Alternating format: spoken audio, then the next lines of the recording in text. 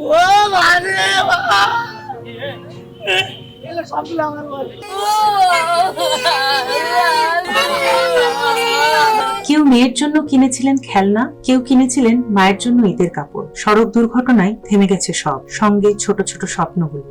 কষ্ট করে এত ব্যবসা করে এই যে জীবন দেওয়া লাগতো, এর জীবনের নিয়ম। টাঙ্গাইলে সড়ক দুর্ঘটনায় নিহত 15 জনের 10 জনই হচ্ছেন নওগাঁর মান্দা উপজেলার। তারা পেশায় ছিলেন ফেরিওয়ালা। মান্দা থালা ছিল 18 জন, 2 জন মারা গেছে, 2 জন বেঁচে আছে। আমরা তো ছিলাম ভিতরে, উপরে পলিথিন, ভিতরে রড, তারপরে মানুষ। উপরে তো কীভাবে যে কী হলো আমি নিজেই জানি না।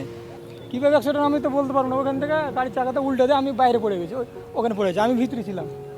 আর আমার চারিপাশের লোক মারা গেছে সবগুলো। যারা সাইকেলে করে দেশের বিভিন্ন জেলার গ্রামে গ্রামে ঘুরে প্লাস্টিকের পণ্যের বিনিময়ে চুল, ভাঙা মুঠোফোন সহ বিভিন্ন জিনিস কিনতেন, সবশেষে তারা নোয়াখালীর বেগমগঞ্জ উপজেলার উত্তর নাজিরপুর এলাকায় ফেরি করে পণ্য কেনাবেচার কাজ করছিলেন।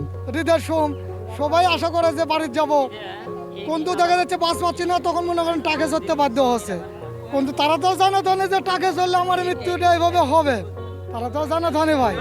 পরিবারের সঙ্গে ঈদের আনন্দ ভাগাভাগি করতে রড বোঝায় একটি ট্রাকে করে বাড়ি ফিরছিলেন, কিন্তু আর বাড়ি ফেরা হলো না তাদের। ফিরল তাদের কফিন বন্দি মরদেহ।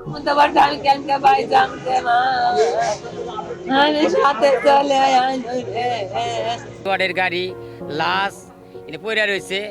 এখন সরকারি লোক যারা আসছিল তারাও আইসা এরা ওই যে লাশগুনা উদ্ধার করতেছে। আমার এলাকার মানুষের উদ্ধার করে রাত্রের থেকে এইভাবে সব লোকই রয়েছে।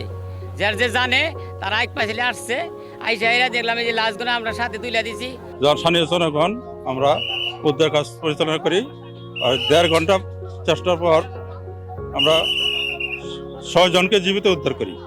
উদ্ধার করে আমাদের অ্যাম্বুলেন্স দ্বারা টাঙ্গাইল মেডিকেল কলেজ হাসপাতালে প্রেরণ করি। আর 15 জন নিহত। আর 15 জন নিহত এদেরকে পূর্ব থানা ওসির নিকট আমরা হস্তান্তর করি। ড্রাইভার হয়তো ঘুমিয়েছিল, অন্য যাত্রী ছিল সন্ত্রাসী অনেকগুলো ছিল। আমরা এখানে পাচ্ছি 21 জন।